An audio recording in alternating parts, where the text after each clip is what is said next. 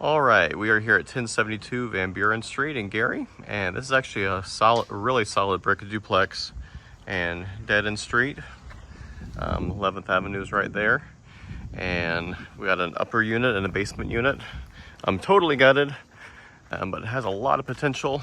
The roof was just, I'll try to get you a better picture of that. Roof was just recently replaced, and so that's one less thing you have to do, and the outside is just really sturdy.